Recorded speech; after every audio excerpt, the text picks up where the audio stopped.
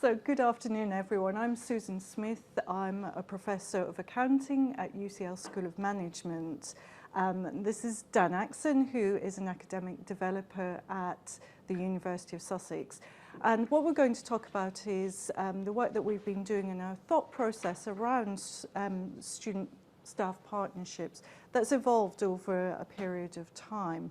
So most of the work that we're talking about has been done while I was at Sussex. So I joined UCL in January this year, just to set some context which around how we've been working together. So what we're really interested in is how to embed the hallmarks to make partnerships successful, accessible, and scalable within institutions. This is a sort of outline of some of the things we're going to be talking about today. So as everybody knows, you all have seen this definition multiple times. Partnerships are a collaborative, reciprocal process through which all participants have the opportunity to contribute equally, although not necessarily in the same way, to curricular, pedagogical conceptualization, decision-making, implementation, investigation, or analysis. So it's important to keep that in mind as the backdrop to partnership working. I think sometimes there's a tendency to characterize working for sometimes as partnership activity within the overall institutional student voice strategy. There are lots of different types of partnership which can be within the curriculum, outside the curriculum. They can involve one-to-one relationships, they can involve one-to-many relationships between staff members and student partners. They can involve lots of different types of staff members, lots of different students at different levels across the university, so undergraduate, postgraduates, postgraduate research, all within the same partnership group. So there's lots of different types of partnership and they can have a very different focus. So how do we understand the process and what makes them successful is kind of the question that Dan and I have been asking ourselves when we've been thinking about partnerships. So I was reading this article the other day and it's quite provocative. Patrick is talking about partnerships as projecting an illusion of the student voice that is actually marred in corruption, patronage, tokenism, and ageism, placing the balance of power more concretely in the hands of non-student stakeholders. And I just wanted to spend a little bit of time thinking about some of these elements. And it's designed to be provocative, of course it is. But how do we address some of the clear issues that Patrick's picked up on? So in terms of corruption, I think what he's saying is that he's saying that the student voice is being used sometimes and partnership working is being used sometimes for institutional purposes. It's being manipulated in some ways. Patronage, he's talking about selection of small groups of students in the gift of the staff partner. Tokenism, using students, manipulating students to represent all students, to speak for, to make it appear as if the whole student population is being heard in some of the partnership working. Ageism, there's a tendency to work with more traditional students who have come straight through the university process. And I know there's loads of examples that counter this, but this is kind of where this paper's coming from. And it's taking the power away from the students themselves and putting it in the hands of the academics and the institution who is deciding and forming these partnerships. So that's the challenge if you like, that partnership working faces. Clearly it's provocative, but there are some well-documented themes in this paper that we'll all come across in other parts of the partnership literature, that we need to be thoughtful in terms of our structures around partnership and how they operate. So how do we create partnership conditions for success, bearing in mind these criticisms, bearing in mind all the other factors within an institution? This is a quote from some work that Dan and I have been doing. We reviewed an institutional partnership scheme that about 18 months after it had been put in place. So we reviewed the initial projects and the outcomes and outputs from them at the sort of 18-month mark. So some had taken place, been finished, been embedded in institutional ways of working. Some had taken place, finished, and everyone had walked off and forgotten about the partnership. And some were continuing in a longer-term type of partnership way of working. So there was lots and lots of different types of partnership that we looked at as part of this piece of work. And I think, given the different types of partnership and given the different types of umbrella schemes at different institutions, it's really important to be clear about what the scheme is and what it's not, and make sure that both the students and the staff members are really clear about that and what partnership working is in the context of the institution. And that can be slightly different across the sector. Again, this one is picking up on tensions between the partnership scheme and the student rep scheme, which was clearly already existing, and that there was some feeling of encroachment into the student rep space, which led to some concerns being raised, I think it is probably fair to say. And these themes around where does partnership sit alongside student rep schemes and a holistic student voice strategy have started to be picked up in some of the literature that we're seeing coming through in the journal articles. So this is how I've tried to plot it, and really, if I was a bit smarter, I would have a nice 3D matrix, but I'm not really that good at visualizing the kind of the dimensions that I want to put on things. So I've got the institution here in the middle, which has government processes which seek student feedback and input, and the institution responds accordingly. And it does so in an individual manner, so students provide individual feedback, and the institution responds generally to the collective, and also in a collective manner through student reps, student panels, student union officers, providing collective feedback into the institution through the established governance and feedback processes.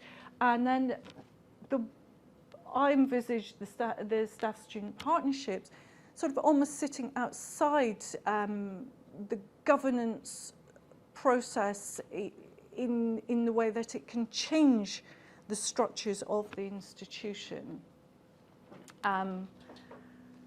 and really influence it in that way, rather than perhaps being subsumed into those processes in the way that sometimes student reps are kind of constrained by sitting on committees and maybe don't have the freedom to provide the type of input that they all necessarily want to.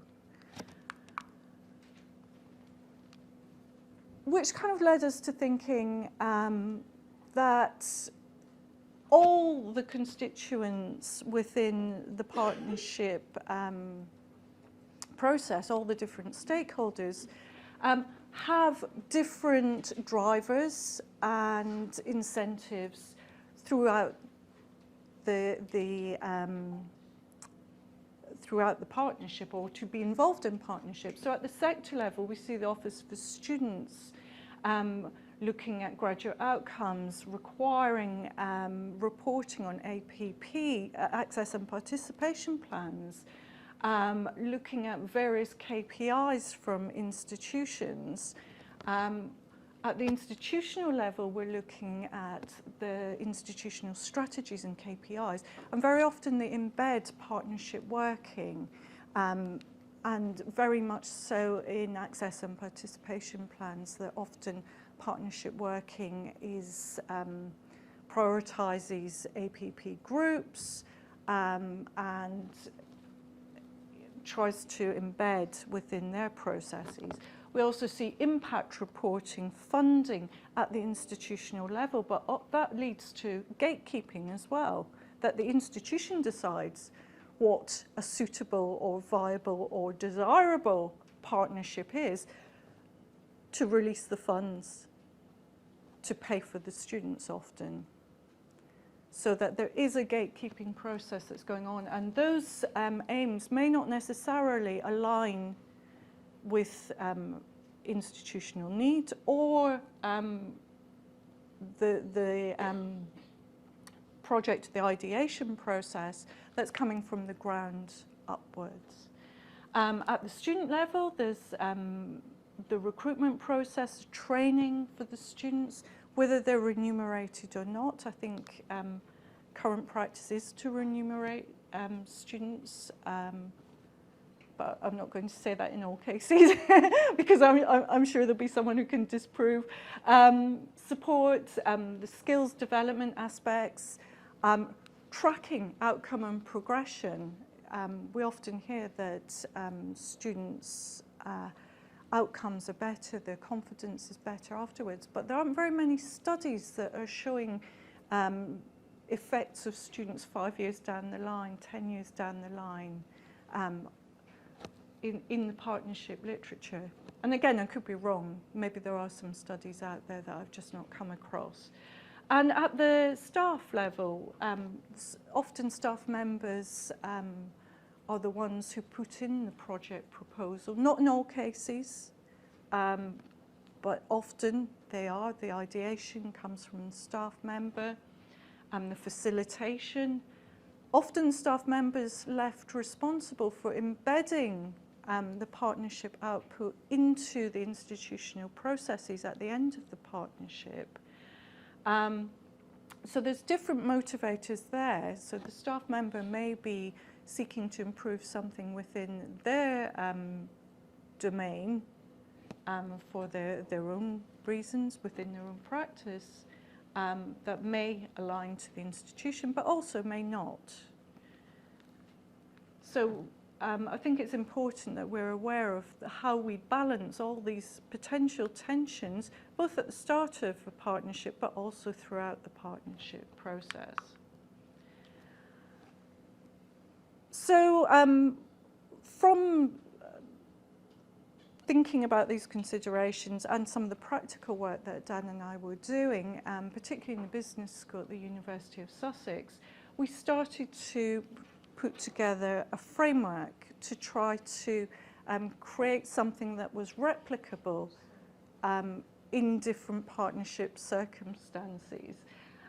Whether we knew what we wanted the output to be, or whether we knew what the outcome we were seeking was going to be from the partnership. So this is the framework that we developed. So it's we drew on ideas like design thinking, which many of you will be familiar with, and we thought about different stages. So we thought, what is the problem we're trying to solve by the partnership activity? Why are we having the partnership? Why is it important that this is a partnership? Why is partnership the answer to what we're trying to do? And then after we problematized and made sure everyone was clear on what the problem was within the partnership team, we spent time listening to the different perspectives within the group and the different viewpoints before we started thinking about the creating. What are we going to create? How are we going to go about it? What's practical, what's impractical? What can we do within our timeline of our partnership?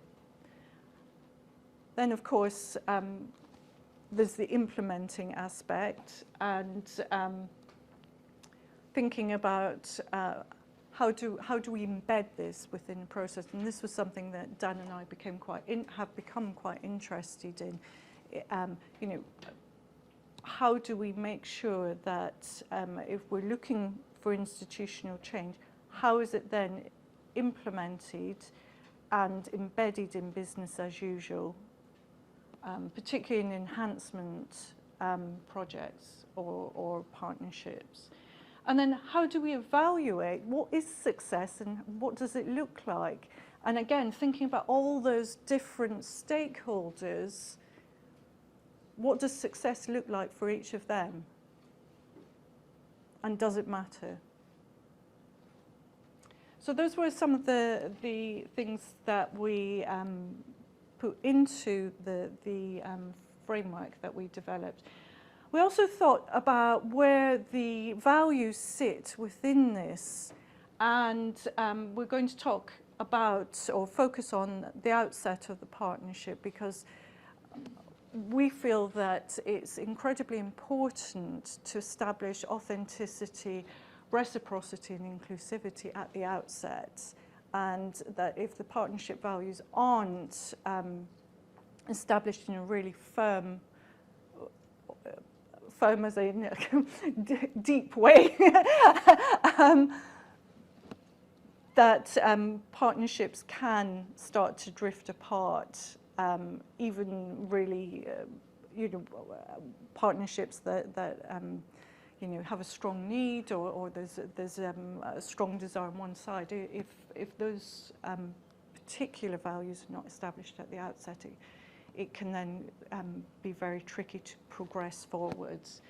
This is the area that we're going to focus on now, the establishing the partnership, and then we're going to talk about how we use the model to establish the values, illustrating with one of the partnerships that we've worked on, or certainly we worked on in some time ago now.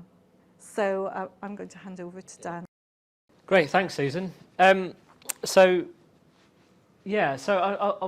preface this bit that I'm going to talk about with, at the time of doing all this, I was, as Susan said, an academic developer, but I'm not an academic by, historically or by trade, and I've kind of gone back to being a learning technologist. So and I'm in the central team as well. So my kind of perspective on this was working with Susan and as an academic in the business school was, how do we replicate this in other areas with other schools, with other people that may not be as keen or as interested as Susan was at the time, well, still is, but also scale it as well. What can we do? So this idea of having some kind of framework to build projects on and to give staff the tools to do that is really the sort of path we're taking as an area of interest. But what you'll have noticed from here is when we talk about the values, the beginning of the project does a lot of heavy lifting in establishing some of those important values. So that's why we're going to focus on them a little bit here, particularly authenticity, inclusivity and reciprocity. And there's a couple of quotes here from some of this work we've done, and it comes back to this idea of identity and how, this one says, there's no sense of culture to it, there's no sense of identity, and this was by a student partner, sorry, there's no sense of identity. And this really highlighted to us because this was taken from students that had worked in really early projects as part of the scheme. So it was a little not widely known about, it wasn't widely talked about. The terminology was quite new to Sussex in terms of what they were there to do. Were they there to replace the student reps? Was it this, that and the other? So, and we've certainly seen this change over time. So this is from early. To now, which is this quote, which says, I hear people saying they're interested in running partnership projects quite frequently now. And this was a staff partner. So the idea of having student partners has become part of the language within Sussex. And people say, oh, you know, I've got an idea for a student partner project. And they kind of throw that out and put it in. So we can see how the identity it's gained an identity, it's shifted, it's evolved. So in terms of establishing the partnership, the way we see authenticity being embedded as a value within the early stages is amongst many of these stages, really, ideation. And we've talked about the variable gatekeeping for the creation, the ideation of the projects themselves. Who has the idea? Who says that that's a good idea, but that one's not. That's worthy of spending money. That one's not. And certainly within the connector scheme at Sussex, these are all staff-generated ideas. So there's already a barrier and a tension there. And then there's the recruitment processes themselves. Who are the recruiting? This is APP funded, so there's a particular demographic of students that are targeted. So again, thinking about some of those things going into it. This is even before the project started. So you're starting to really understand that a lot of the values are established well before students and staff have actually sat in a room together. And then, is an authentic activity through whether they're being paid, the time commitment to staff, staff being given the appropriate resource and time to do that as well. Inclusivity, again, how are students recruited to the partnership? Where are we advertising to? What pools of students we have? What are the communication channels for that? How are staff members recruited? And certainly for our scheme, that's very informal for most of the projects. Staff may have already decided who they want to have in their little groups or big groups. Or they may go, right, I've got a student partner project, who's got some time and come and join me on this journey, or who's got a particular interest. And that's how Susan and I ended up working together. Is I happened to be the academic developer attached to the business school, had a project going that was quite cool, and we joined and here we are today. And then how are the expectations set? So what's the training for students? So students get training as part of the connectors at Sussex. Staff get some information, but they don't get any formal training around some of this stuff. Still we see today the partnership projects tend to be the staff that have either got some of those skills to develop projects and run projects and manage students and staff together, or are interested in trying it out. But certainly there's a confidence element to staff recruitment as well. Yeah. And in terms of reciprocity, this, again, as the partnerships evolved, we certainly see staff and students might be able to see where projects have had an impact, where they've seen some institutional change or gain, whether it would be personal or individual or collective. So this idea of reciprocity is something that will grow, but I'm going to put some effort into this. Is something going to happen? Like, are we going to get something out of this? But certainly we see that's where things differ in terms of staff and students as well. Students report to us certainly more about development in skills and employability and feelings of giving something back as well. It was some of the respondents talked about. And staff, certainly, and some of them talked about enhanced understanding, and another lens with which to have the student voice, but also staff, we're stood here talking to you. There's a benefit to us for taking part in this as well. There's a whole spectrum there, and they're slightly different. I think it's okay that they can sit differently. Yeah. So, these are three values that we've started to embed within the partnership project, and we haven't yet sat in a room for the first project meeting with the students, which is where we are. So, as Susan said, we're going to go through a sort of kind of a worked example, I guess, of a project we did and the different stages and just the types of activities. And really the aim was to go, okay, here's an example of a project. Let's do exactly the same activities. Let's do exactly the same type of team meetings. Let's do exactly the same kind of step by process, regardless of what the project's aiming to achieve, outcome, output, whatever, length of time, because all these things will flex, and see if it can help manage a project and help staff develop the skills they need without having to know much about design thinking or whatever else. So in terms of problematizing then for this particular project, it was around rewriting assessment criteria. in the business school.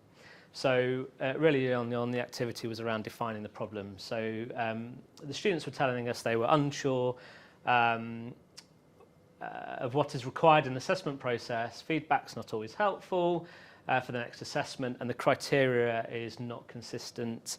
And we hear that in a number of different ways from a number of different forums.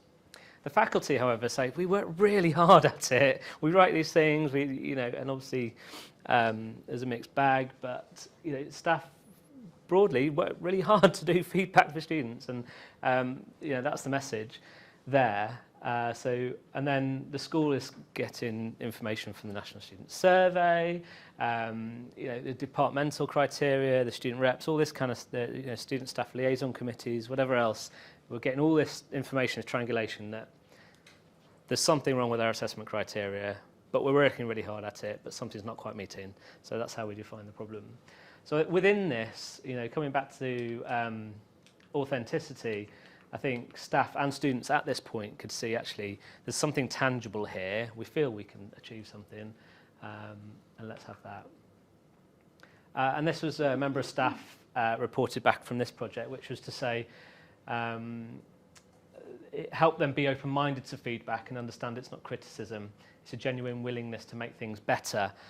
Now, it's hard to say if they would have felt that if they were in a student rep situation or not. We obviously can't measure that, but certainly this member of staff suggested that they're kind of almost mellowed to the idea that actually this isn't about me, this is about something that's created. It's not a personal attack on my hard work, rather it's something we can collectively make better. So then we do the listening phase, and this is around helping people understand there's, I'll go back a little bit actually, just to here, and that's under this value of empowerment. And this is about feeling listened to. So in terms of the listening phase, the students want to be able to understand what's expected from the assessment criteria, some transparency, and help them navigate their assessment journeys. Staff wanted a common approach, some structure to it, some consistency as well, and the school wanted just less misunderstanding and more harmony amongst everybody, really. But what we did as part of that as well is think about, okay, we're listening internally within the project. Who else are we listening to? Who else are we empowering to have agency within this event, this thing that we're trying to achieve? So there was the students themselves, and staff went out and spoke to other students and other staff, and sort of focus groups in this one, wasn't there? Yeah. And then we just get into the work, really, the creating of what we're doing, and working in mixed groups, subgroups.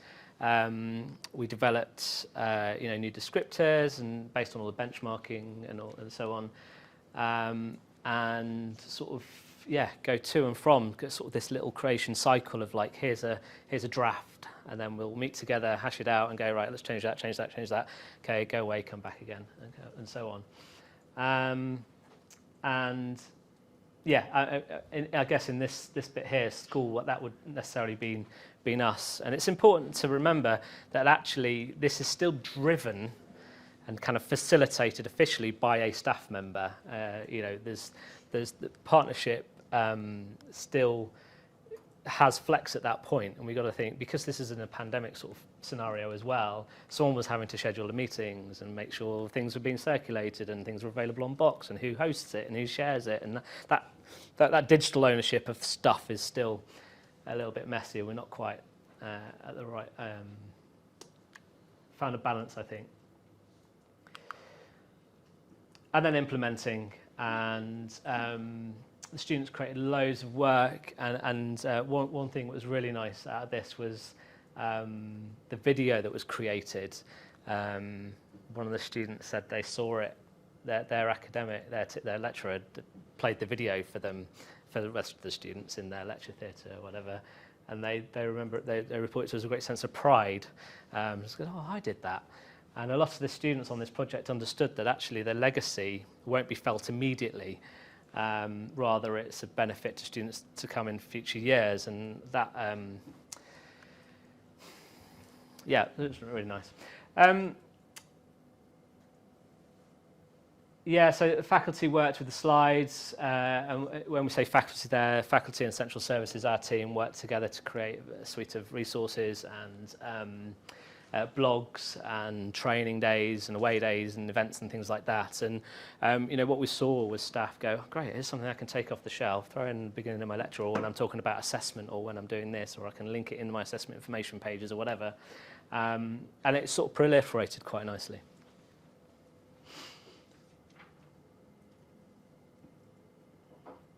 Yeah.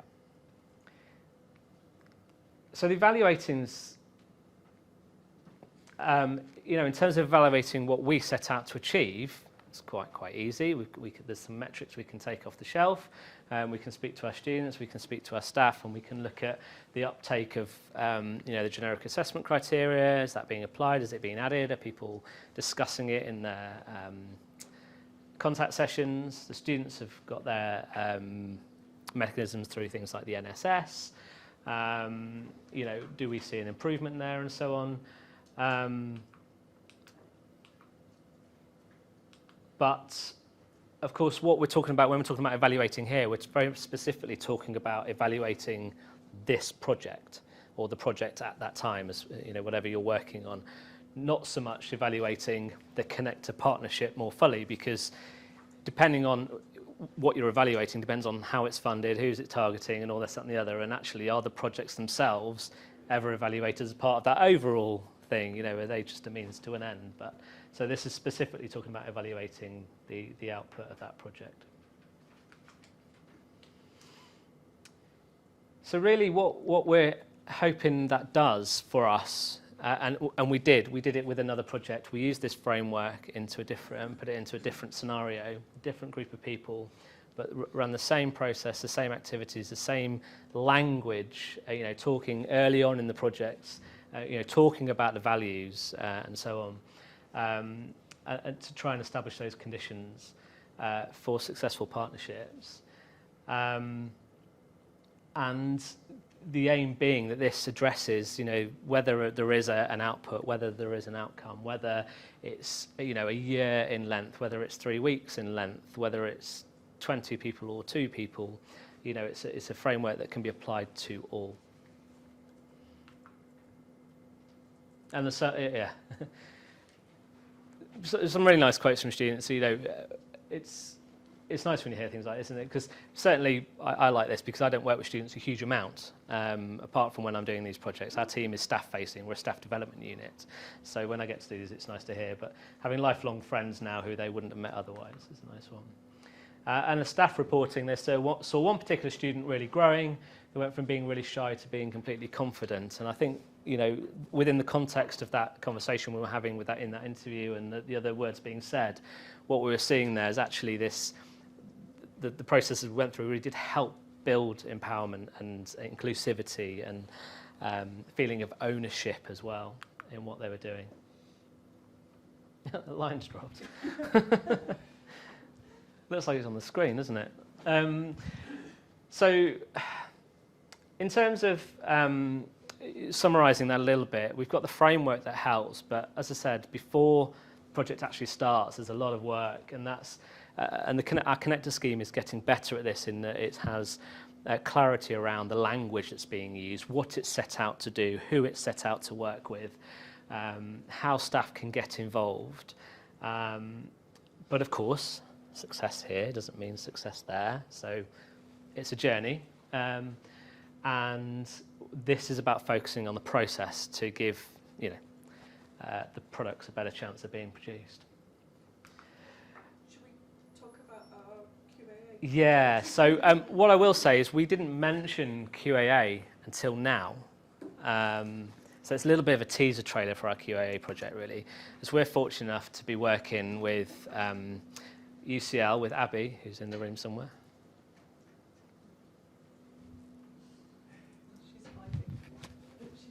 I have, I can see. And Claire, a lady called Claire from Salford, and a few colleagues from Brighton as well, along with Sussex, for a bit around preparing staff for staff-student partnership. We're still in the wranglings of a lot of nauseating admin around getting that project set up, working with the various partners. But I think we're getting there. I don't know. I'll send another email later today and see what happens. So what we're trying to, what the project is focusing on is about preparing the staff members, because what we found is within the work that we've been doing, the students are pretty well prepared. They go through application process, they go through selection, they go through training, and staff members just fill out quite a brief project proposal, and may or may not be as aware of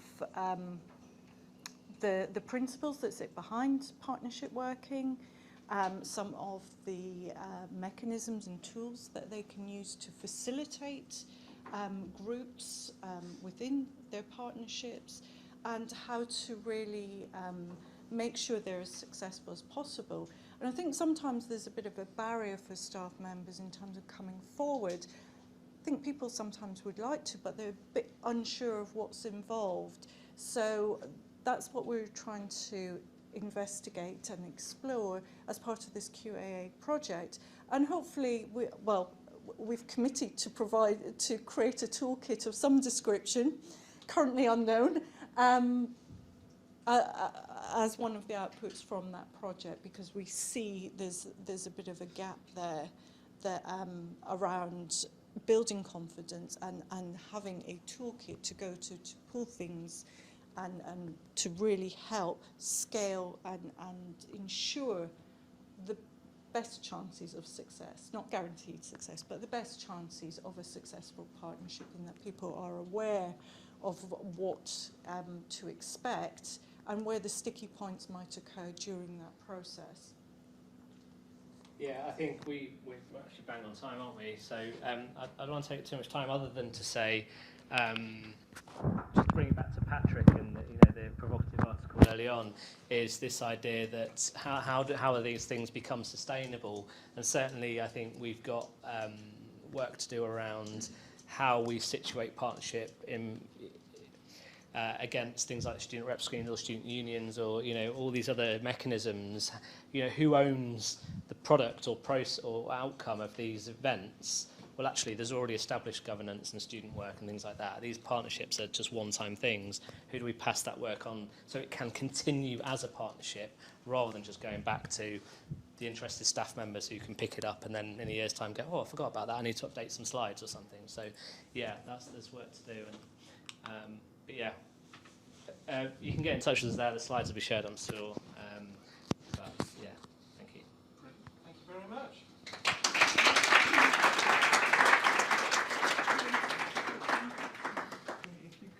As Dan says, they've timed it brilliantly, so we have kind of reached the 45 minutes. However, it seems only fair to allow just a couple of minutes for questions in case people have got anything they desperately want to ask. So sorry. Is there anyone who'd want to get the questions started? Please, Amy. Something you mentioned in passing about students realising it's for sort of generations of students beyond, and that idea of legacy. And I was wondering if you had any further observations or reflections about that realisation, because often a lot of things, so the students who are currently at the institution are making changes for benefit that they may not experience, and how that engagement and buy-in is realised. It sounds like there was a realisation there. Yeah, I think actually, yeah, it's interesting, and it was a few students in that particular project that said that, and I think part of that was established early on in the project, because we spent a lot of time helping them understand the process for change around some of these things, and what some of our parameters for changing some of these things are, and restrictions. And I think part of that was really peeling back the onion of a university, and them helping them go, actually, yeah, there's the stuff we just don't understand here, but now we do. We get how glacial some of this stuff can be, and so early on they knew that they were working towards something that will help them in advance of their immediate assessments, because they know how to approach assessment criteria, because we talked about it more, but also they were realised early on that actually the changes they wouldn't see until a bit later down the line. Yeah, that was quite an interesting project, because we did have students from different years within the group. So we had a reasonably large group of students because we wanted it to be representative of different departments and as best we could within the confines of the partnership. So yes, some had graduated, but some were still within the university for another year or so. So did experience their own work in, you know, as Dan said, within the lecture theatre by seeing it on the website. And a couple went on to write up the work with us. Sadly for them, given the publishing process, and I think this is something that anybody who's tried to write up partnership working, by the time it's published, the students are off doing amazing other things. In fact, I think one of them had even finished their master's degree by the time the piece that we'd worked on sort of right at the end of the partnership was published. But I think it's nice if you can to try and carry on that partnership, although not everyone will want to for a whole variety of reasons. But yeah, partnership working, the sort of student body is transitory, and we have to remember that in a lot of respects. Yeah, I think it's telling that we're here without students talking about what we did with students. Yeah. Thank you. Thanks for those responses. Thank you, Amy, for the question. Maybe one more question, please. I wanted to ask about the community of practice that you mentioned. Were there deliberate things that you did to foster that sense of community amongst the student partners, and did that happen on that wide scale, or was it more on the projects themselves that developed? And, yeah. Well, I think it's very fair for us to say that we had a nice community of practice within the partnership, but that the overall scheme also sought to engage students in a community of practice. They also tried to engage staff members in a community of practice, slightly less successfully. But with the students, they went back to events subsequently and interacted with other students who had been partners. So there was a nice ecosystem for the students, but it wasn't replicated for the staff members, and some of that might have been to do with sort of time availability in some respects. Yeah, and I think, you know, as well, it's relatively early days still. You know, this only really started in anger around the pandemic, didn't it, at Sussex? And as we know, the dust hasn't settled on much of that. So, you know, that's a scheme that's finding its feet as well, and also in political waters as well. But yeah, I think they're doing a great job with the students, and I think the staff is the bit that we're struggling with as an organisation. I think. Thank you. Super. Thank you both. I think another round of applause. Thank you both again.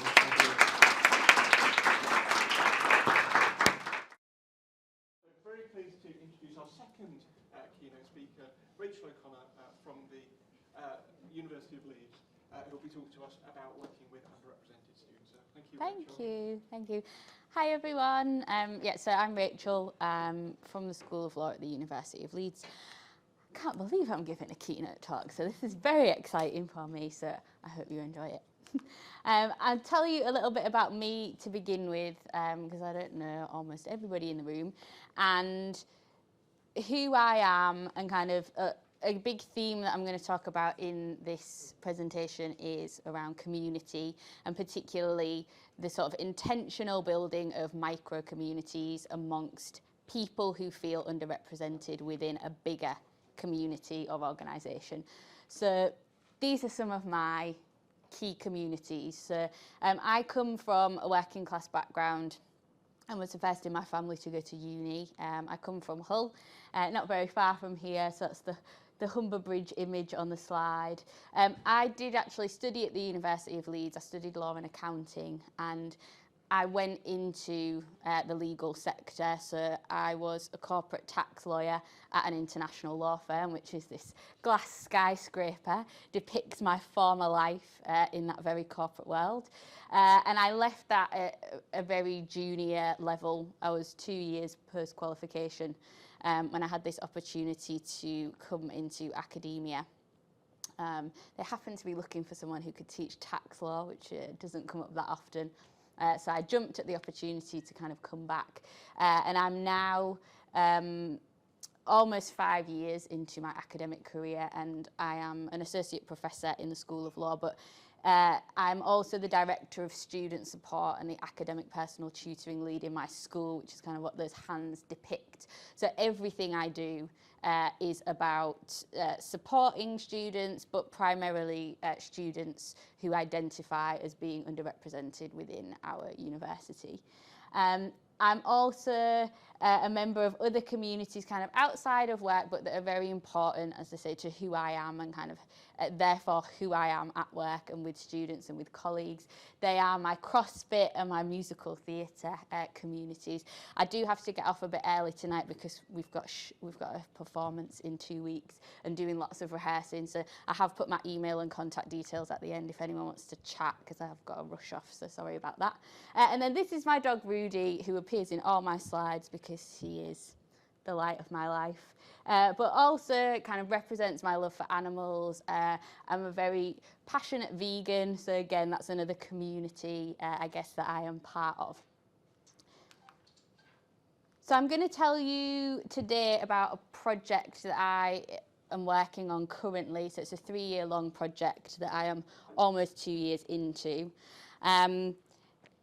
It's about reverse mentoring, but the presentation isn't about reverse mentoring. So I'm going to tell you a very little bit about reverse mentoring, but then focus on the topic that I'm looking at today, which is the importance of well-being as a measure for success in staff-student partnerships and co-design. So reverse mentoring is kind of the main area of the work that I've done since I've been in academia, and it kind of does what it says on the tin. So the idea is that it reverses a typical or maybe more traditional mentoring relationship, and the person. So I often think about this, you know, if, as I used to be a practicing solicitor, if I had a student that I was working with who wanted to go into the legal profession, I would maybe mentor them to help them kind of prepare for going into that career. Reverse mentoring kind of flips those roles and would put me in the position of the mentee and the student in the position of mentor, kind of recognising and empowering the expertise and kind of lived experience that students have that we as academics, if we're thinking about it in a university context, can have a lot to learn and kind of grow and develop from. So why did I start doing this? Well, it was very much influenced by my time in the legal profession, where reverse mentoring is used quite a lot.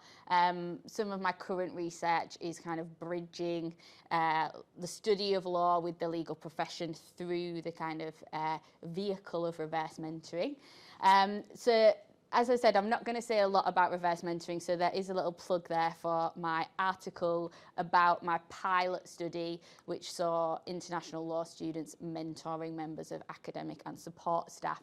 And that article is written from the student perspective and kind of reflects on their experiences of mentoring members of staff. But what came out of that?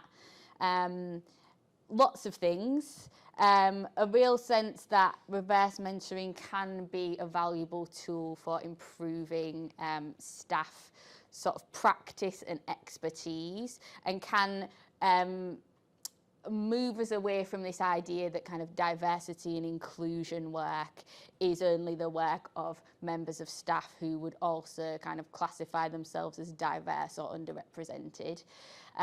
Reverse mentoring kind of can put this on the radar and make it the responsibility of all staff, as I strongly believe that it should be.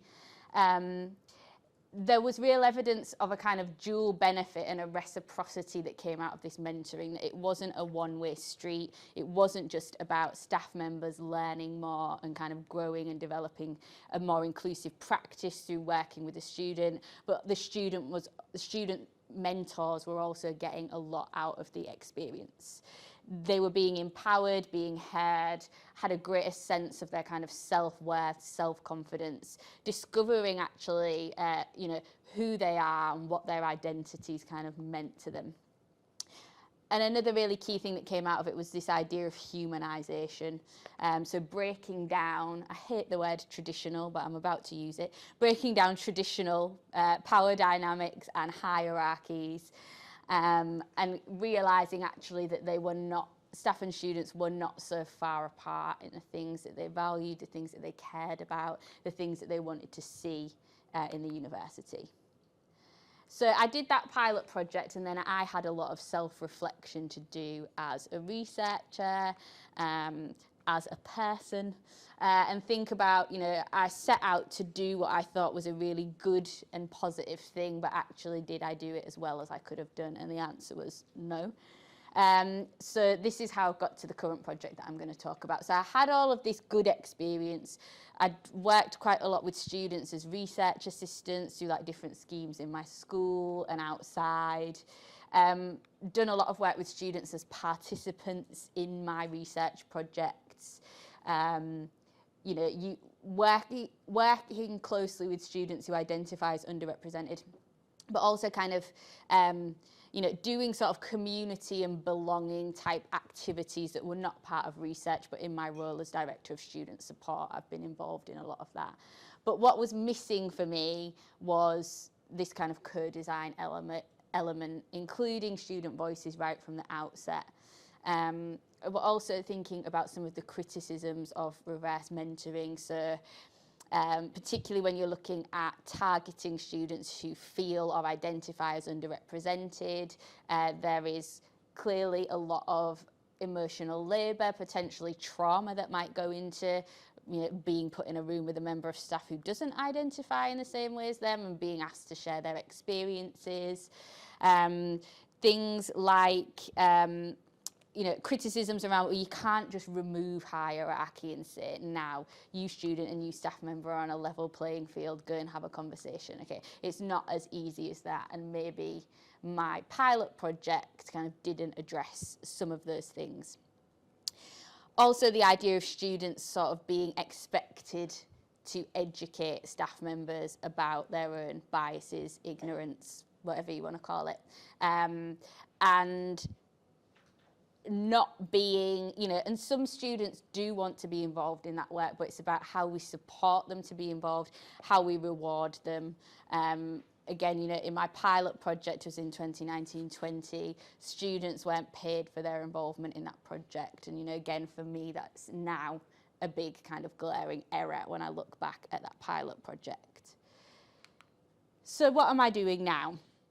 So as I say, I'm doing this 3-year fellowship project through the Leeds Institute for Teaching Excellence, and phase 1 was year 1, which was last academic year, and where I worked with a team of 15 students from across disciplines, across campus, who all identified for different reasons, often for intersectional reasons, as feeling underrepresented either in the whole university or kind of within their school or discipline. And I gave them, this wasn't co-creation because I gave them the concept of reverse mentoring and said, this is our kind of skeleton. And then we worked together to co-design the detail of it, what it would be, what it would do, with the idea that it will be used to develop academic personal tutoring policy at institutional level. So it was interesting to hear kind of Susan and Dan talk about the importance of authenticity, because I would say that was really key to this project. We started with this one question kind of in the advert that went out around the university for students to sign up. Do you identify as underrepresented? And I put there, me too. And I told them, you know, as I did with you at the beginning, about my kind of background and where I come from and the impact that that's had on me as a student, but also as an academic and as a lawyer in a very kind of privileged and elitist field, coming from that working class background.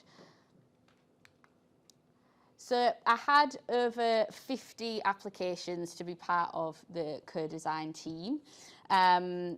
that was one of the hardest things I've done. I worked with a wonderful student research assistant who supported me with going through the applications, and we interviewed almost all of those students and then came to this group of 15 that was supposed to be 10 but ended up being 15. So of the 15 students, here are some examples of the way that they described their sense of underrepresentation when they were asked. Part of the applying was kind of, why do you want to be involved in this project? Why do you feel underrepresented? So you can see lots of different phrases and terms here, coming from a low-income household, being a black woman, being out of place. I am a Latino student. I feel invisible. My first language, is not English. I'm a disabled student. I'm the odd one out. I'm a transgender man. I'm working class. I'm a mature student. I'm Muslim. I find it very difficult to find people who relate to me. I'm treated as homogenous with everybody else. I've got imposter syndrome. I'm Vietnamese. Loads of different examples. So this is just a taster of some of the ways these 15 students describe their sense of underrepresentation. And you can see from that, yes, there's a lot of use of kind of standard university higher education labeling and grouping, but there's also a lot of terminology used outside of that. And I think that's why the self-identification part of this project was really important. Do you self-identify as underrepresented? Not do you fall within this group or that group that the university thinks is underrepresented? And that meant we had things like, working class students, for example, wouldn't have come up on a list of university underrepresentation criteria. We had one student who is an ex-offender, so who has prison experience. Again, that wouldn't have come up on a list of kind of university or higher education criteria. So that question of who decides what it means to be underrepresented, I think is an interesting one. But yeah, coming back to the idea that a lot of this language is quite deficit in nature. And therefore, has lots of connections with identity, sense of identity, but also with well-being and mental health. So my argument kind of throughout this presentation is that we should be looking at the well-being of students involved in partnership projects, so co-design projects like this one and many, many others. We should be looking at well-being as like a key criteria, a key kind of performance indicator of the successes or otherwise of student partnership work. And I think that is growing in importance, but there's still not a lot out there in terms of the sort of well-being impact of partnership work. So what did we do? So we had this team of 15 students recruited to kind of work together with me. We worked in terms of the research over 8 weeks. So they worked for kind of 3 hours a week over 8 weeks. We did a week at the beginning of a sort of training. I always say training kind of tentatively because it wasn't really training, it was like community building session, I would say. And then we had a week at the end which I will talk about, where they reflected on their experiences with one another. So it was kind of a period of about 10 weeks that we worked together. They were given a £10 voucher from Sodexo for every hour that they worked on the project. And I chose those vouchers because they can be used for things like, they can be used at all the supermarkets, they can be used for things like Uber, Deliveroo, Just Eat, and most of the students told me that they spent all of the vouchers on Deliveroo, so I'm glad they enjoyed it in that way. And I split the team of 15 into sub-teams of 3.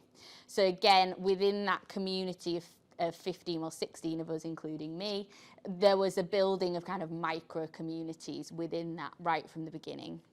We had kind of whole group sessions at the beginning, middle and end of that period, and we met in sub-teams kind of fortnightly throughout that period. And each week they had, so as I say, I gave them the sort of scaffolding or the framework of reverse mentoring.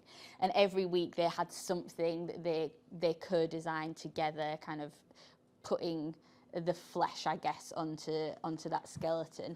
So this is an example of something we did towards the end when we were thinking about, okay, we've got our reverse mentoring scheme where students are going to be mentoring staff. How are we going to collect data from our participants? You know, if you were in the shoes of somebody doing this project, another student who also feels underrepresented, how would you want your feedback and reflections to be collected?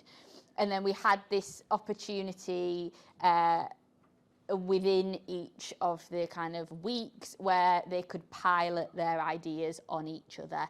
So different sub teams of 3 got paired up and they practiced their interview questions on each other, or they had like mock reverse mentoring conversations based on the ideas that they'd come up with. So they kind of were, sort of served as like critical friends to each other throughout the project. And I don't know if I've mentioned this already, but we did all of this online. That was a tricky decision for me to make, and I kind of liaised with the team of students on that. There were mixed preferences, but kind of the majority, because this was, as the last academic year, we were still in that weird sort of, are we back on campus, are we not? Some things were still online, some things were in person, some things were hybrid. We kept it online for accessibility. And then we used, I don't know if any other institutions use or have used PebblePad. We use it at Leeds for our sort of academic personal tutoring needs and for other things, but that's the main reason I use it. And I quite like it. So I used it, I designed my own PebblePad workbook for this project. Every student had one. It was where they reported their research findings and ideas to me, but they also had this weekly reflection to do, kind of based on a sort of relatively standard reflective cycle. But this is where I really wanted to support them in thinking about what they were getting out of the project. So again, thinking about what Susan and Dan said about process over product, that was really important to me in this project. So what were they getting out of it? How was it making them feel? Yeah, sure, I wanted a co-designed reverse mentoring project at the end, but it wasn't the priority. And yeah, likewise, if they were going to say to me, reverse mentoring is a load of rubbish, you shouldn't do this, do something else, that would have been fine too. It would have been much harder, of course, but I was kind of willing for that to be the case. So I'm going to talk a bit about how, using the voices of the student co-designers, how partnership work may facilitate wellness. Now, I'm using Deci and Ryan's self-determination theory, and kind of, there's lots of, I'm sure lots of people in the room know about it, there's lots of kind of sub-theories and mini-theories within it. I'm just looking at sort of the meta-theory in talking about this today. So they suggest that if you have the conditions of autonomy, relatedness and competence, that generates intrinsic motivation, which leads to positive well-being outcomes. So they also suggest, and other work on this theory suggests, that having these 3 things frustrated can do the opposite. It can actually damage well-being and have a negative effect on well-being.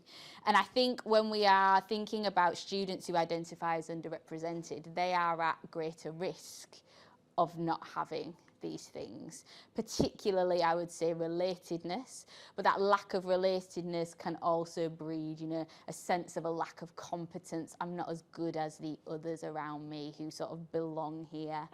And also a lack of autonomy. I don't know what I'm doing. I haven't got the kind of tools or responsibility to kind of be here at university and do this by myself. So autonomy for me in this project was about the freedom of choice. So the ability to be creative, to come up with their own ideas, with me supporting them, but I very much steered away from the idea of micromanaging them. Has anyone in the room been micromanaged? Because I have.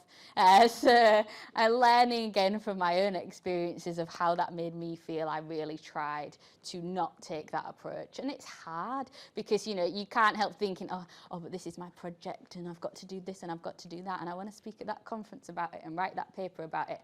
So that was a learning process for me to kind of withdraw a bit. To let that autonomy kind of flourish.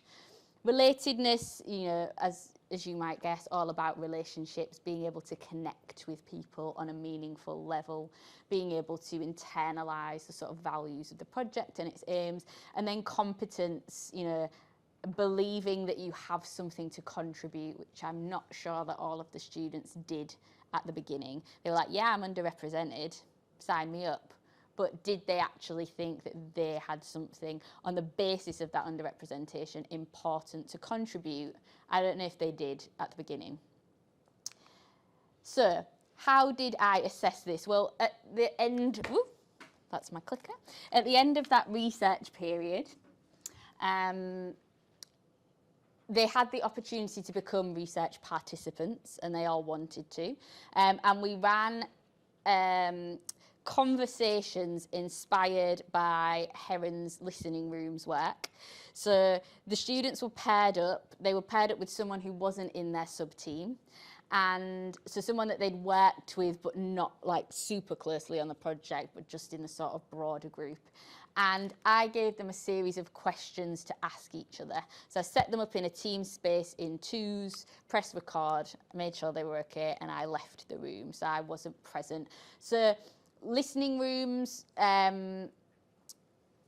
traditional listening rooms, I've used that word again, tends to be students discussing prompts and students who have a sort of existing friendship. These students, as I said, did know each other, but I'd say this was more of a hybrid between listening rooms and interviewing. Maybe think of it as like mutual interviewing. So I've got the transcripts then and the audio to listen to, and I did work with the student research assistant to do a broad kind of thematic analysis on this.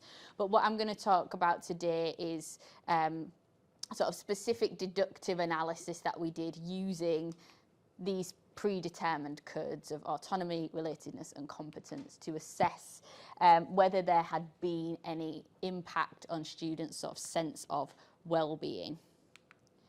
So in terms of autonomy, they didn't kind of, the questions that they were asking each other weren't specifically about well-being. So it was things like, you know, what was the most important thing you contributed to the project? How did you get on with your team? Like those kinds of things. So I was kind of looking at what came out of those more general questions under these sort of criteria or codes.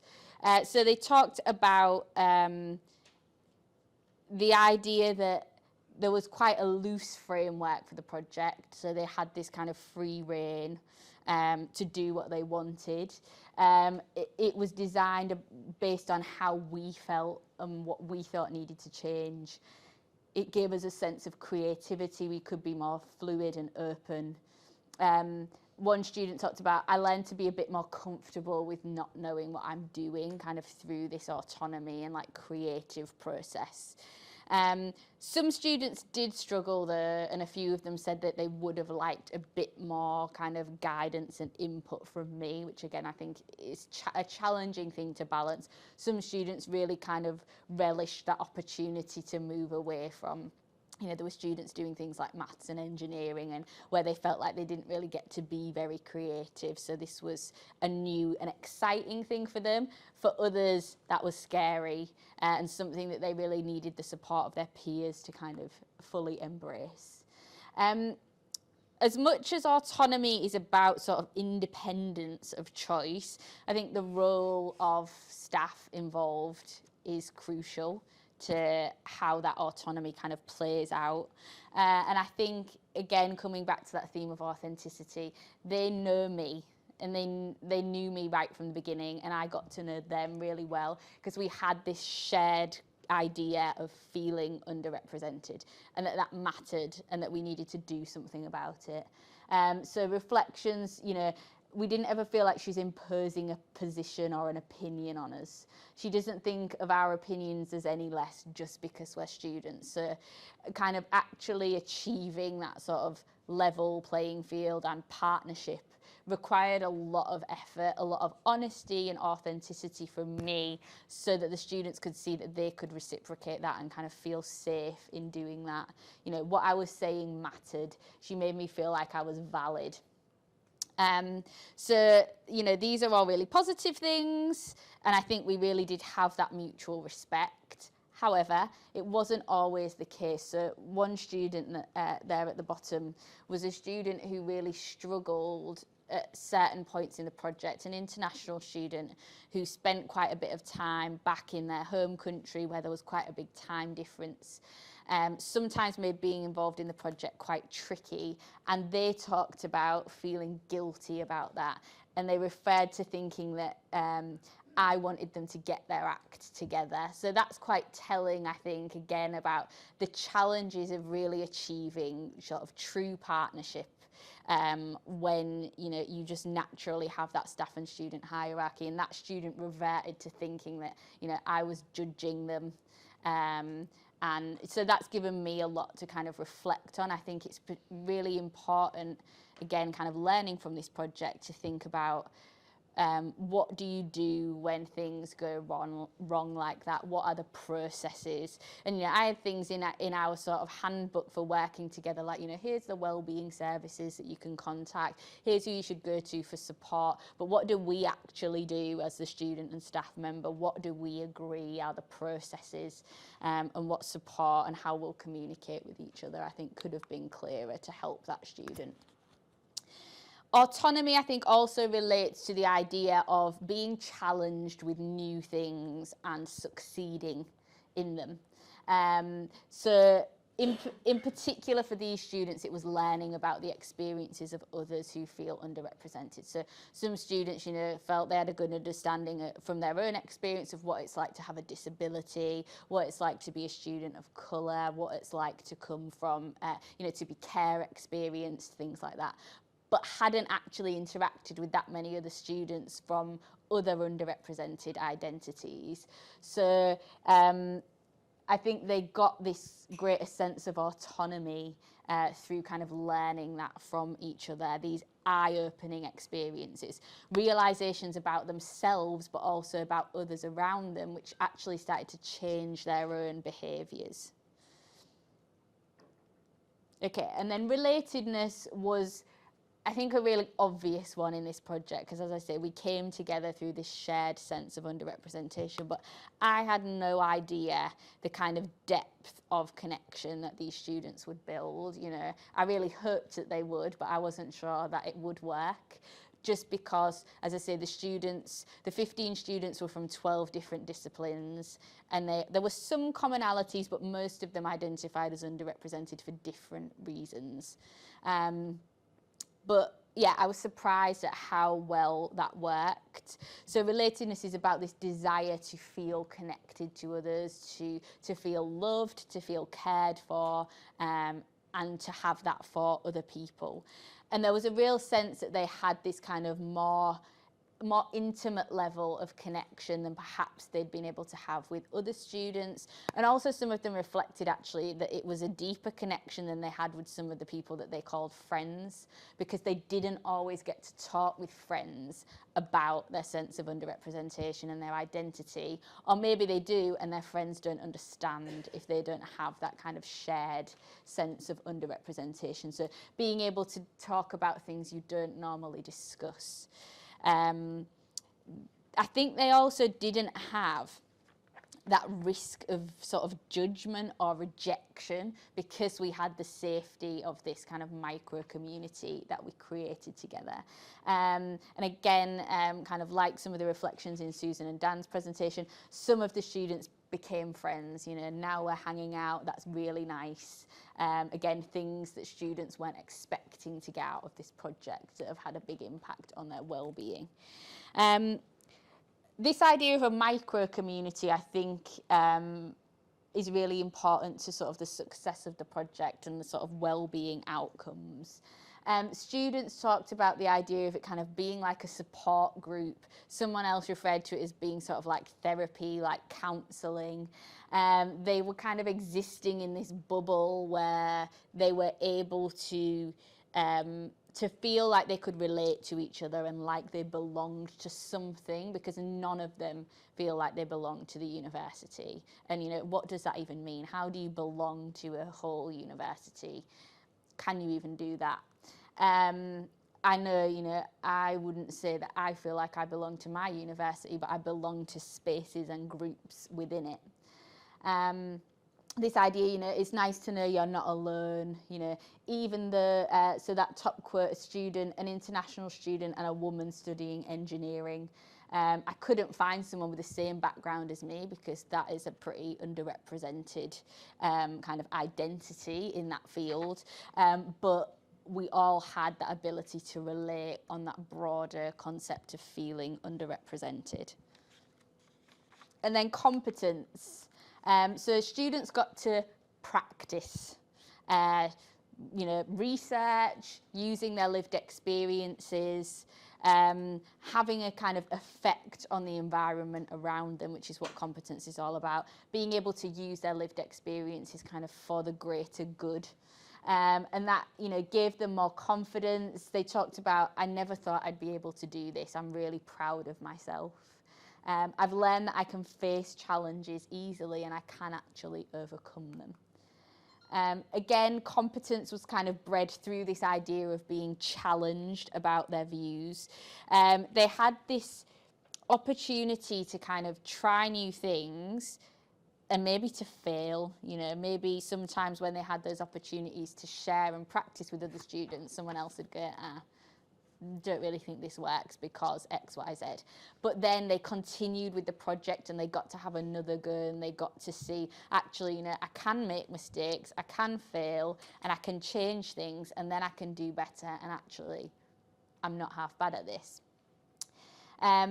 Having to think outside of the box. I'll talk about this shortly, but one student withdrew from the project, leaving a sub-team of 2.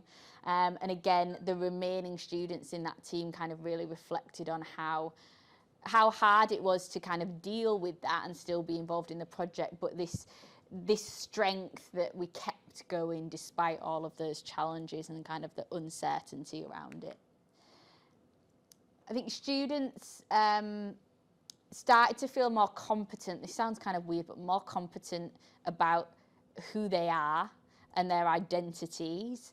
You know, through things like, you know, I realised how capable I am. I realised that what I'm saying is actually making a difference. For once, people are taking my ideas. So this was a disabled student taking my ideas about accessibility actually really seriously. Somebody cares about it. It matters. And this is really starting to challenge those deficit sort of narratives and terminologies that they came to the project with at the beginning, that they had probably learned from other parts of the university, from society, from their interactions with other people. And that deeper sort of understanding of self and importance of self breeds self-confidence. And then finally, competence around impact. So again, you know, this has already been kind of highlighted in the previous presentation, but that importance of giving back either for the benefit of yourself, your peers, staff members, or for those future generations of students. And there was a really strong sense, you know, we can make a difference. We can actually, you know, change someone's life and experience at university. We've done something bigger than us. We've been a part of something that will grow. And I think that was kind of the nice part of kind of co-designing what at its heart is a diversity and inclusion intervention, reverse mentoring, of the students to then be able to see this year as we're running the scheme, how it is directly having an impact on people's experiences. It reminded me when I was looking at this of, you know, I'm obviously really interested in working class experiences, and Theresa Crew, who has written a lot about working class academics, talks about the idea of kind of the working classes being the caring class. And I thought it was really interesting how, you know, some of these students identified as working class, some didn't, but as I say, they all had this shared sense of underrepresentation, and the amount with which all of them cared was, yeah, just amazing. And I think the fact that they came to the end and they had this project that they designed, and, you know, it's going to be taken forward. Well, it is now. It's happening this year. I think, you know, really meant a lot to them. They talked about things like, this project feels like my child. You know, it was that sort of important to them. So what I think is really important is this kind of co-designing across disciplines and this kind of creation of micro communities. You know, I know there's lots of criticisms that we could say about the term underrepresentation. Of course there are, and that's why I kind of use this self-identity concept, so that students could see underrepresentation in whatever way they wanted to identify within it. And I think that is actually more impactful than, you know, doing projects like this, but that are targeted at specific students. I think, of course, those projects are important because we have to recognise that, you know, experiences differ between people who identify as underrepresented. But I think, in addition, having these opportunities to bring different and diverse students together who share that common bond of underrepresentation can be really impactful. So, yeah, I think there is real potential to facilitate well-being, inclusion and belonging through partnership work when you do it intentionally and when you do it right from the start. But as I said, there was one student who withdrew, so this is by no means a given, and I think it's something, you know, we have to work on consistently throughout partnership work, you know, not just at the beginning. We can't just assume those relationships and that well-being is going to continue to grow and flourish. So for one student, this project was actually just an additional stressor on top of a very busy workload, on top of a lot of external and internal pressures that led them to withdraw about 3 or 4 weeks into the project. So again, lots for me to reflect on kind of through that experience of that student. Paying, I'm going to talk a little bit now about longer term relationships, so I won't say any more about that. Paying and rewarding students, I mean, for me now, it's a given. You know, ideally actually paying students on a salary. As I say, I couldn't do that in this project, but at least giving them an appropriate financial reward for taking part. But what I think is really important, and the kind of message from this is, think about what else they're getting on top of that, and, you know, promoting things like the well-being and community aspects of being involved in partnership work, I think can actually be as much of an incentive as money rewards. I'm not saying instead of, I'm saying, you know, on top of those things. So what have we done since? Again, this is kind of part of the whole authenticity thing, is that we actually built real relationships, important relationships. You know, these are some of the students that I worked with. Like, I value the relationships that I have with them so much.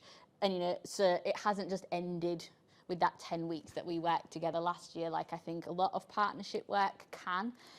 So some of the things we've done since, we gave, I just helped facilitate it, a keynote panel at the Student Education Conference in January this year at the University of Leeds, this group of students, and they were just amazing. And that was actually very emotional for me, because there were like 200 odd people in the room and the same number online. It was a hybrid conference, and to be able to sit and listen to their experiences, that was recorded, so if I can with the slides I'll share it, because obviously they're not here with me today, and I would love for you to be able to actually hear them. We were invited to run a student workshop for a master's module on intercultural communication, and that was really cool. So again, we ran a seminar for the students together. One of the students is a poet, and he read one of his poems at this conference, and he's had lots of other opportunities to share his poetry kind of since then from members of the audience. Students have had invitations to speak at other conferences on student panels as a result, and we are co-presenting. They couldn't make it today, but we are co-presenting. If anyone's going to the Change Agents Network conference, we're presenting together there. They've also taken on a number of other roles, things like EDI champions, school reps, learning champions, kind of within their own disciplines. And phase 2 of the project is running now, so we've got 38 participants across campus who've actually, it's coming to an end now, but they've done the reverse mentoring scheme that the students designed, so it's having that snowball effect.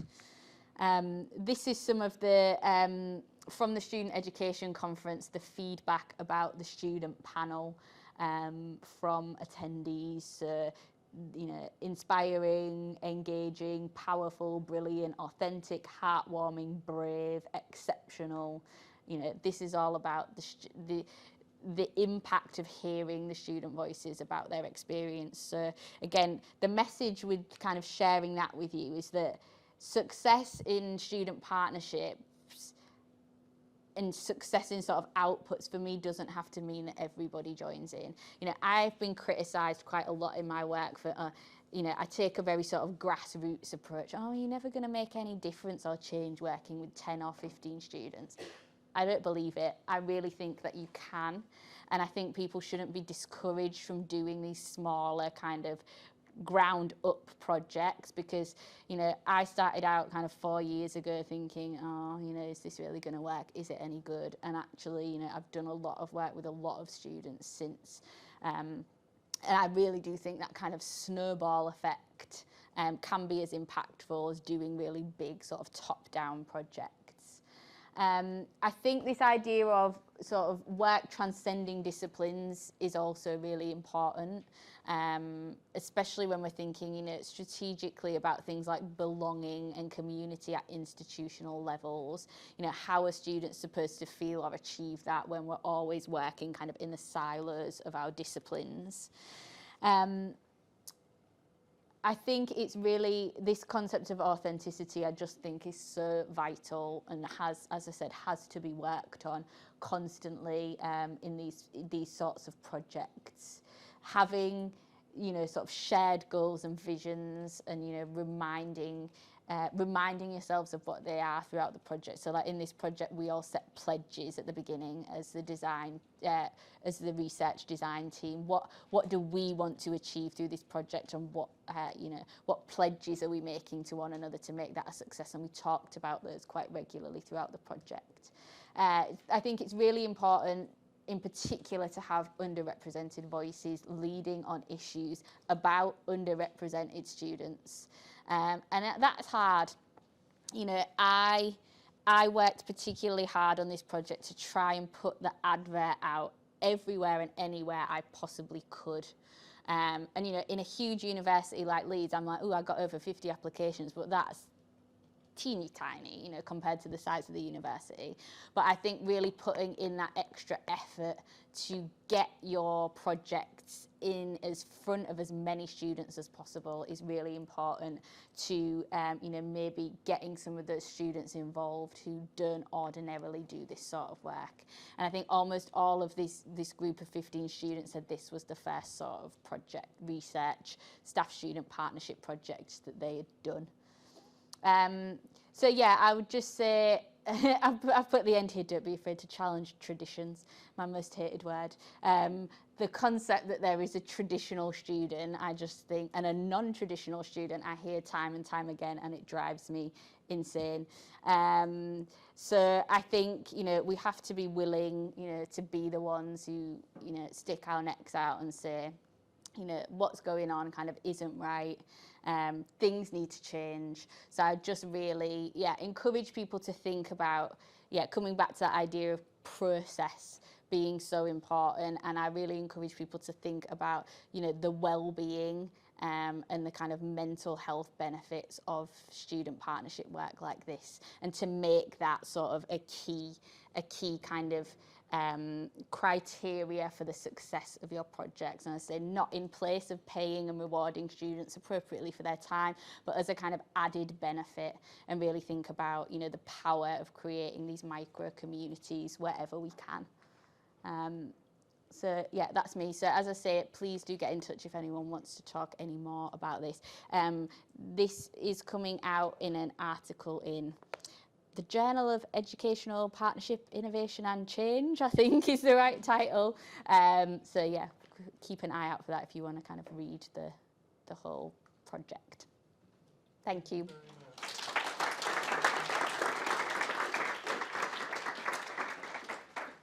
Thank you so much for all that, Rachel. Thank We you. do have time. Does anyone have any questions, anything they'd want to know more about in terms of Rachel's work? We'll go to Philip first. Yeah, thanks, Rachel. There's loads going on there, wasn't there? A lot of food for thought. But one of the things that strikes me in that is a lot of emotional words used in that. Yeah. Which I think is brilliant, because I think too often academia tries to scrub out the emotions. And with that, I think there's something around personality, and we don't talk about personality in relation to partnerships. Partnerships are human relationships, and human relationships spin around personalities. Yeah. Your personality came through in the presentation, and the name check that the students gave you. Yeah. What I was wondering is, do you have a sense of, thinking about it from a staff point of view, not student Yeah. point of view, but do you have a sense that there are any qualities of a good staff member to work in partnerships with students? Yes, definitely. But that, you know, I kind of say like, yes, definitely, and laugh, but then that kind of makes me sad, because I know actually that I can think of a lot of people that I work with, and I'm sure you all can, who would be like horrified at the idea of doing anything like this project. I think, yeah, there's obviously kind of the authenticity, like that willingness to be honest about who you are is really important. Even if being honest about who you are means, you know, I'm telling you that I'm a very privileged person who doesn't have any sort of sense of underrepresentation or anything like that, but then explaining, okay, so why is this work important to you? And why you're doing it. I think being really open and honest about that is vital. I think willing to be wrong, which I think a lot of academics, a lot of lawyers in particular, are not willing to be. That's got to be vital, because, yeah, if you're going to do this sort of partnership work with students, like I was saying, you've got to be willing for them to say, no, what you've suggested is complete rubbish and you should do this instead, and, you know, be willing to kind of reflect on that. And then I just think the ultimate thing is like really caring. A couple of weekends ago, I was out in Leeds with some of my friends, and we were walking near campus, and I saw a student that I've worked with, not on this project, but it was like 11 o'clock at night, and she was going to the library on a bike. And she was like, oh, hi, Rachel. I was like, hi, you okay? And I walked with her all the way to the library, and we were just like chatting away, and it was Saturday night, and I just couldn't help thinking, oh, you're going to sit in the library all night. And she was really stressed out, and, you know, she probably hadn't spoken to anybody all day. You know, she's an international student. I know she lives by herself in a flat. And she sent me an email the next day, and she was like, I would just want to thank you so much for kind of walking with me. I can't believe that you took that time out of your weekend to do that, and it really meant a lot to me to have that little chat. And I just kind of thought, well, it never crossed my mind that I wouldn't do that, because I'm the same person I am at work with students as I am when I'm not at work with my friends and family. And I think that's really vital, like having that genuine care, not because I want to get promoted or I want to write an article or I want to do this or that, because I actually really care and it matters. And I think there are so many, to say, you know, at the beginning, there were so many people who don't, and there are a hell of a lot of people that do really care, and I think, you know, we make the difference. Thank you very much for that. Thank you, Philip, for the question. I think I saw a hand over there as well. Hi, Joel from Sheffield Hallam. Hi. Again, thanks for a great presentation. Have you noticed any changes in the kind of demographics of students who will get involved in these things? I think just from a Sheffield Hallam perspective, massively more commuting students, more students working in the daytime, and some of the underrepresented students are most likely to be doing other things that mean they can't get involved in these opportunities. Have you noticed a shift, and anything you can suggest to combat Yeah, I think it's really tricky, and yeah, like you say, in the last few years, I think it's becoming even more of a concern. And was another part of the reason why, even though last year this project could have been fully in person, we chose to do it online because, again, like as a group, we kind of discussed that and we felt it would be too much to try and ask everyone to find like 3 hours every week where they could meet in their teams in person. A lot of people, I think, have the view that you can't build community online or it's not as good, but after doing this project, like, I don't believe that. I think if you put the effort in, it can be just as impactful as kind of an in-person community. But yeah, it's a really challenging question. Like, if you do want to do something in person, I think you've just, there's not really an answer to it other than you've just got to be willing to be flexible. And I would just say, think about whatever your project is and whatever the partnership sort of output that you're trying to create. Like, think about, do you really need students to come in at X time on X day to do X activity, or are there other ways that they could do it? And being really clear about that, again, like in the advertising. So sorry, that's not like a rocket science answer, but yeah. Solve all the world's problems. And, That's it, and good practice always helps. So thank you very much for that, Rachel. I think another round of applause. Thank you. thank you.